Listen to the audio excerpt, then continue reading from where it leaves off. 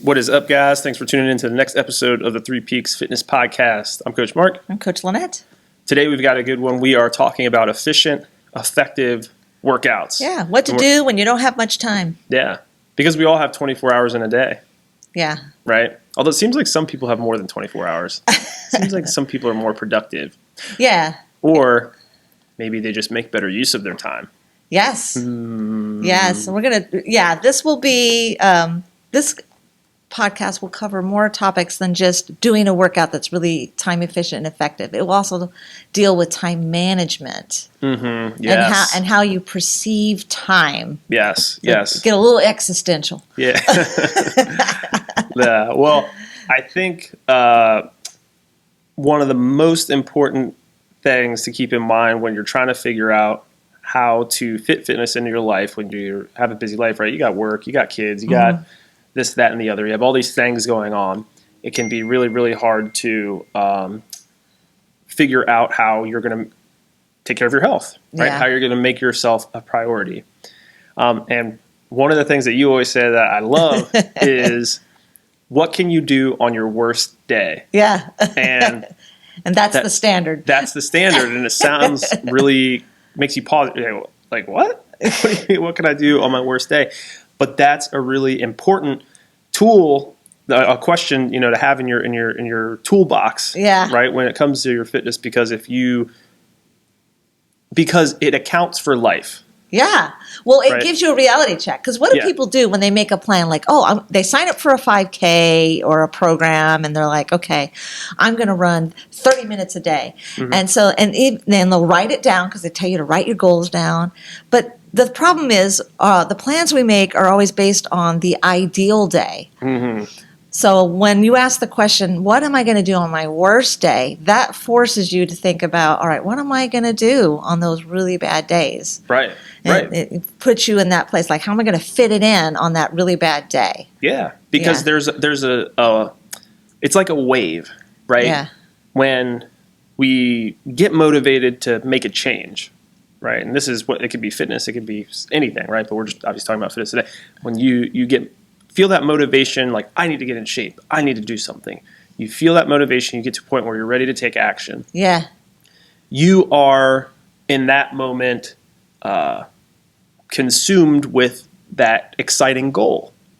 Yeah. And so other things tend to fall by the wayside. Mm-hmm. And in that moment, fitness is a top priority, right? It is a top priority. Like, I'll do whatever I got to do. Like, this is exciting. This is what I'm working towards right now. But what happens, and it's different for everyone. For some people, it might be, a month. Some people it might be 2 months, 3 months. Some people it might be 6 months. But eventually, that excitement will kind of flatten out. Yeah. And the rest of your life will return, back into the picture. Yeah. And you'll be kind of forced to, pick and choose what you spend your time on. And if you set lofty fitness goals that aren't sustainable in that future point in time where fitness kind of levels out, you're setting yourself up for failure. And that's why it's so important to set really, really low, easy to achieve goals. Set that bar low. Set that bar low, right? Like, you should be asking yourself the question, if I only had 10 minutes a day, how could I work 10 minutes of fitness a day into my life? Exactly. Right? Like, that's... Yeah, there was John Berardi, the founder of Precision Nutrition, ran into that situation. Here he is. He is a fitness professional, but he was having a house built and the baby due and all this kind of crazy stuff going on. And he only had 10 minutes a day. And so he planned his workout, and it had to be in the morning next to his bed, and all he had was dumbbells. So his workout was literally like 3 movements next to his bed in the morning before he left for the day. That was it. That was his workout. And he said, was he in the best shape of his life? No. Yeah, but he was able to do something every day for himself and sort of tread water, so to speak, until he was able to get more movement in 6 months down the road. Yeah. Wow. But, yeah.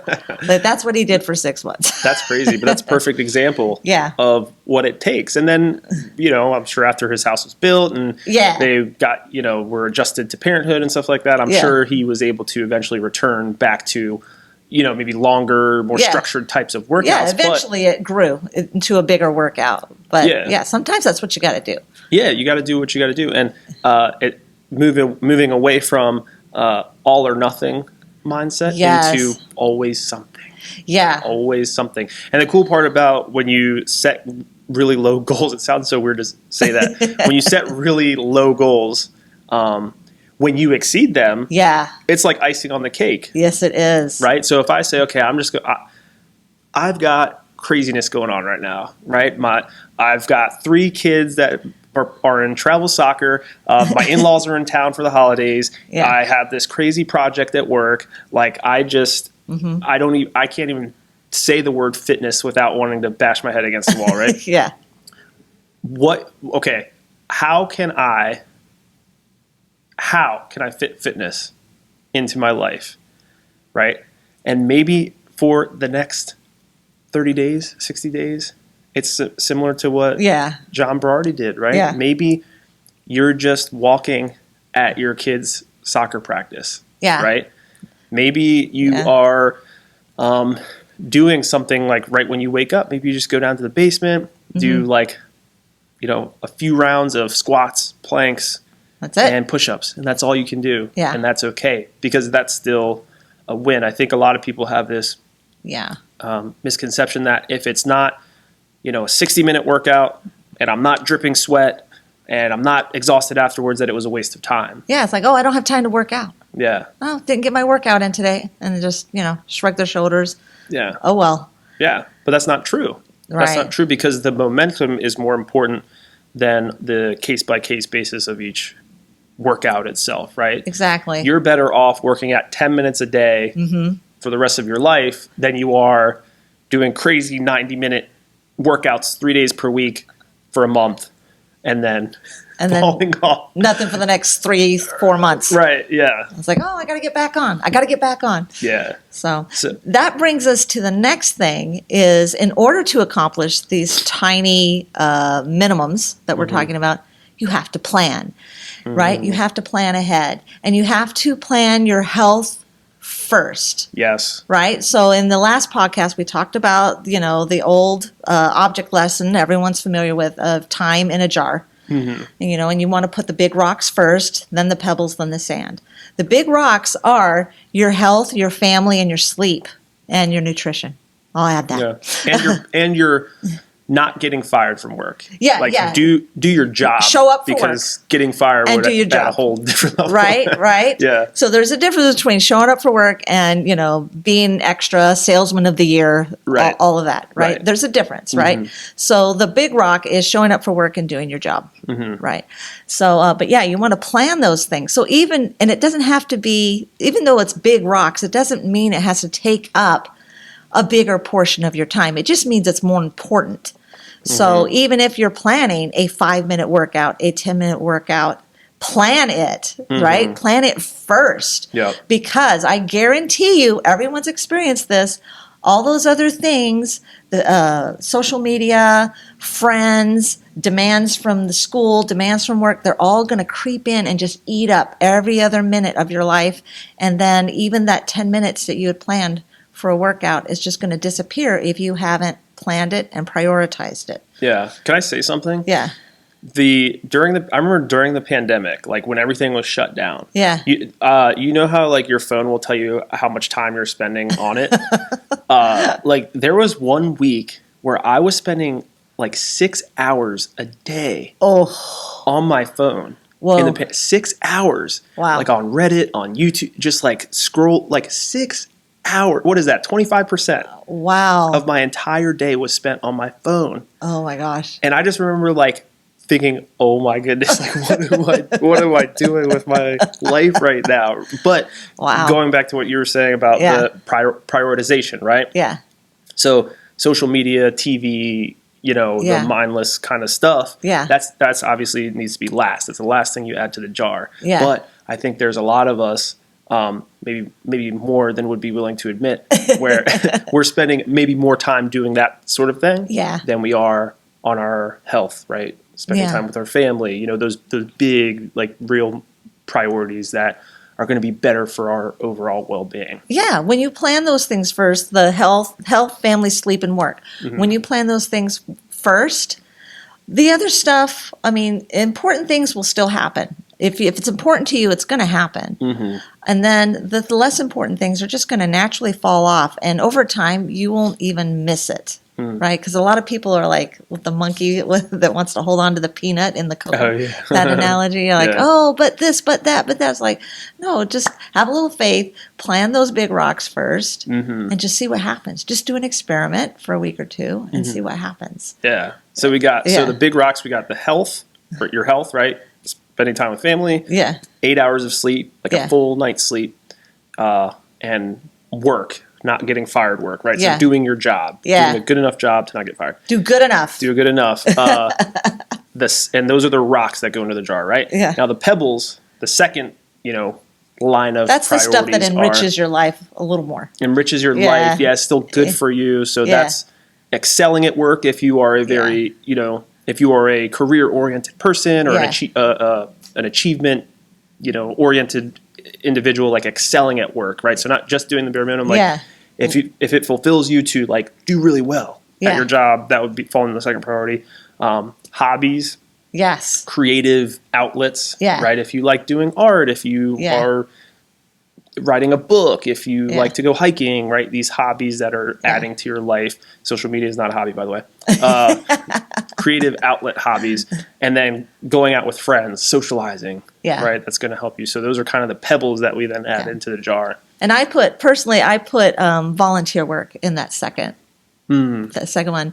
And that's tough because charities, they're really important, and sometimes we put them first above our health, volunteering. But really, it should be second because you've got to take care of your health and your family and your work, Right. and then turn around and give back. Right. Yeah. So I would put volunteer work in That's the second category. Yeah, that's such a Yeah. good point. Yeah. And then the sand, right? What we just talked about, the third category is the sand, which is like the social media, the TV, Yeah. the video games, stuff like that. Yeah. That is It's fun. in the moment, but Yeah. is not really going to enrich your life Right. in any way and make your life better. And the funny part about this is not to get too neuroscientific, right? But as we go down the list of priorities, right? So starting at 1, going down to 2, going down to 3, which is a lot of like the technology stuff, right? Social Yeah. media, TV, stuff like that. The more accessible it tends to be, Yeah. and the more dopaminergic Yes. it tends to be, right? So it's very easy to get hooked on scrolling because it feels good, like while you're doing it. So it's more right? addictive It's the more- further down you go. right? It's more addictive, but also it's the less enriching it actually it doesn't is give- for your life. It doesn't love you back as much. It doesn't love you back. Yes, yes. Zuckerberg is not going to reach through the screen and hug you back. Yeah, That's true. However, if you're going to get, nerdy science, so when you give service to other people, when you help other people, or even when you witness someone helping someone else, it releases oxytocin in your brain. So I watched a video on that by a clinical psychologist, and he was talking about that, and he was saying one of the best ways to get out of a depression, not a clinical depression, right? So Okay. not if you have like serious, Okay. biochemical Yeah. issues. But if you're in a depressive episode, one of Yeah. the best things you can do is to serve others. Yeah. Is to help others. It gets you out of your head. Yeah, yeah, Yeah. Which seems counterintuitive, right? You think Yeah. like, oh, I'm feeling down. I need to Yeah. like take care of myself, but it's it's how we're wired to Yeah. to help others. So Very good. So, Yeah. all right, back to our time efficient oh workouts. yeah, we kind of got off track. So yeah, plan it 1st, right? You got to have a plan. So you want to make sure you plan your workouts or Yeah. anything health related, right? Make your doctor appointments, brush your teeth, plan your workouts. Yeah. So anything health related needs to go in your jar first. So let's see. And as far as mindset, you were talking about, well, we call it the dial method, right? When you are willing to do less on the bad days and willing to do more on the days that where it works out better. Yeah, So, that's so important. Yeah, yeah. the dial method.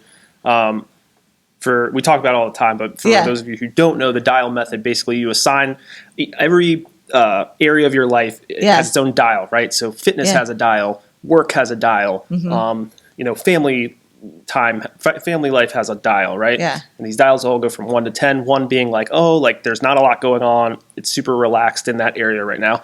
10 being like, oh my gosh, this is super crazy. It's super hectic in this area, right? And so what you want to do is, as you go throughout life, right, the dials will switch, right? Maybe you get assigned a crazy project at work, right? And your work dial's all the way up to a 10. Yeah. And at the same time, travel soccer season just started, right? So little Timmy, the family life dial, you got to drive him around all over the place. So that's all the way up to 10, right? Yeah. So it's going to then be very difficult for you to keep fitness also at a 10 because those other dials are up at a 10. It's going to be tough to do a long run on that weekend. Yeah. So what you need to do is then, and it's okay, what you need to do is just adjust that dial, right? Yeah. Right now, fitness cannot be at a 10. So maybe you were running every day, right? Maybe you're a runner and you were running for an hour every day, right? Well, now with this new project at work and travel soccer starting up, that's just not sustainable. Yeah. And so you have to turn that fitness dial. Maybe it's down to a 4, 5, maybe instead of every day, it's 3 days per week, or maybe even 2 days per week, depending on how busy you are. And maybe it's a walk during lunch, right? Yeah. It might have to look different, or maybe go up and down the stairs after lunch, just go up and down the stairs 5 times. Right. And it's like, okay, that's my workout. Yeah. But the beautiful part is when, so let's say you wrap up that project, at the end of the quarter, and your work dial is no longer a 10, maybe that's down to a 5, then we can look at turning that fitness dial back up. So it makes your fitness fluid, right? It allows your fitness to move with your life instead of, just being overly rigid and like saying, hey, I got to do these 5 or these runs every day. And, if I don't, then I'm a failure.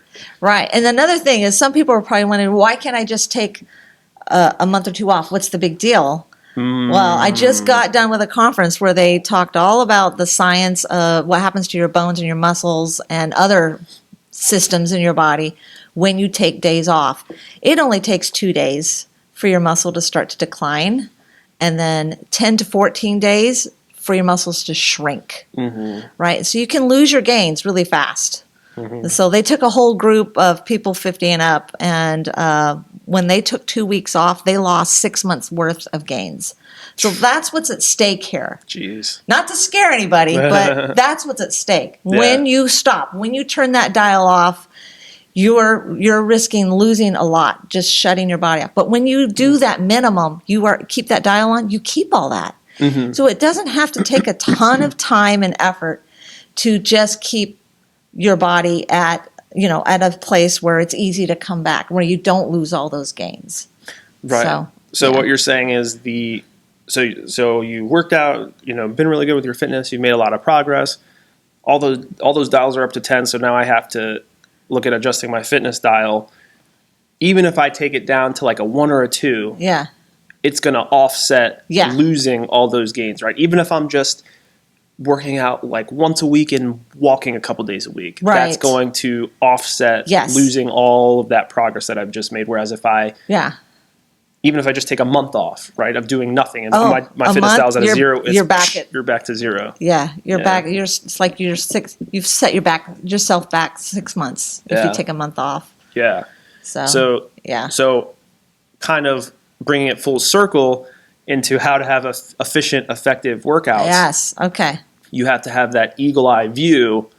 And plan appropriately for your life, right? You need to how is fitness going to fit into my lifestyle based on my prioritization? And one thing we were talking about before that is really important is when you're going through the planning process, right? If you're a calendar person and you're looking at your calendar and you're saying, okay, like I want to plan out this month or this week or whatever it is, it's important to remember the number of hours Yeah. that you have available doesn't necessarily correlate to the amount of actionable items you'll be able to undertake Yeah. in that time frame. So it's important to, when you're looking at your calendar and saying, okay, I'm crazy busy. I only have an hour break, between when I'm done work and little Timmy's soccer practice. Don't plan an hour workout in that white space, right? Because what's going to happen is work might go over, Yeah. right? Little Timmy might say, Mom, I left one of my cleats somewhere and I can't find it. You got to run to Dick's to go pick up a pair of, so all of these things can happen. So give yourself some wiggle room, right? Give yourself a little. So if you only have an hour, the wise thing to do would be, okay, maybe I'll plan like a 20-minute workout. And if it works out that, if it works out that I can do 30 minutes or 45 minutes, great. Like that's icing on the cake. Yeah. But let me approach this in a very like realistic way. I'll allocate 20 minutes for a workout and give myself a little bit of a buffer. And if I get that 20 minutes in, bam, that's perfect. I think that's the biggest mistake I've made in the past is planning things back to back to back to back. And I had no buffers in between activities. So you gotta plan for transition time, and things always just take longer than you think they're going to take. Standing in line at the grocery store, or if you're ordering food online, the delivery didn't come when you expected, or the app's slow that day, or things always take longer than you think they're going to take. So just plan some white space between your activities. Yeah. And like you said, plan a workout that's shorter than the time that you think you have, and then when you have more time than you thought, then cool, I'm going to add a couple of stretches, or I'll add another lift, or whatever it is to it. Yeah. So on that topic, when you finally plan that workout, what does it look like? How can you make the most of that precious 15, 20 minutes that you've got, right, when you go to the gym or the basement or wherever it's at that you do your workout? So the first thing is turn your phone off when you get into the gym, because that is just going to eat away your time like piranhas. And so put your phone in airplane mode or whatever, so you're not getting notifications and things like that. So that's really important. And then what you want to do is minimize the rest periods. So when you have less time to work out, you want to keep your heart rate up and the intensity up a little higher than you would if it were a longer workout. So also you want to do compound movements. That means you're using more than one joint at a time. So bicep curls, not the most efficient way to use your workout. So you want to do for the lay person, I would say just add two movements together, like do a squat and an overhead press, right? Or a lunge and an overhead press. Just add things together so that you're getting a lot done in a short amount of time. And then another really cool trick is just to add weights to whatever you're doing. Even if you're walking, you can put on a vest or something. They call it rucking, right? So anything to or if you're on a treadmill, put it on an incline and just make it a little harder. Yeah. And then again, you want to be really focused. So some people find it very motivating and helpful to just sign up for a specific program. Like, I've got this 5K, and then that'll help you plan specifically to train for the 5K, give you that extra motivation, or maybe a class that's running for 6 weeks. That helps you be more focused and use your time better when you get in there. Any other ideas? I think you hit the nail on the head. So try to condense more movements into the time you have. Yeah. Right? I think you pretty much got. Well, I've got one more little piece. So when I said add weights, please do not be afraid to go back in that back section of the gym that a lot of people are kind of scared of, because you're used to seeing meatheads running around back there with the barbells and everything. Spend the money to get someone to go back there and show you how to use those free weights and start getting comfortable with those weights, because that's a really important part of the gym. Way more important than the ellipticals and the treadmills in the front of the gym, because those the strength movements, that's what's going to keep you young, keep you healthy, keep your posture up, keep your bones, That's going to be the most important part to your health. Yeah. Like, I'm not against cardio. I do it too, but you really need to learn how to use weights and get comfortable using them safely. So spend whatever money you can and whatever time. It's time well spent if you can learn how to do a few movements, Yeah. few basic movements with some free weights. That's what I would. Yeah. That's a very efficient way to use your time For sure. when you work out. Yeah. Strength training is going to give you the Yeah. most bang for your buck because Yes. you can get cardio aspects from strength training, but Yes. you cannot get strength training aspects from doing Right. cardio. So Exactly. if you learn how to strength train properly, you can Yeah. cover all of your bases. Yeah. Whereas Absolutely. vice versa, that's not true. Yeah, I want a revolution to happen. I want more people 40 and up back there in the weight room. It's not just for 20 something physique competitors, right? Yeah. It's the older you get, the more important it is to get back there into the Right. weight room. Yeah, for sure. Especially you start to get in your 40s, 50s. Yeah, it's not optional. You got to Yeah. get back there and start learning to use those weights. Yeah. And it's not, and like Lynette said, just invest in, Yeah. hire a trainer for, it doesn't have to be like long, just hire a trainer for a couple sessions. Just say, hey, Yeah. I want to learn how to use this barbell. Yeah. Right. Just learn how to use it. Yeah, It's an investment that will pay yeah, off huge dividends yeah, over the long term. absolutely. Yeah, So- definitely. Cool. Yeah. I think we covered it pretty much everything. Yeah. Is there anything else that No. we didn't cover? Plan your time. Yeah. Plan your workout. Do the minimum. Do the right? minimum. Set the bar low. Yep. And Be a- do it. Be a C student. C's get degrees, That's man. right. That's right. All right, guys. Well, hopefully this was helpful. We'll talk to you next time. All right. Bye bye.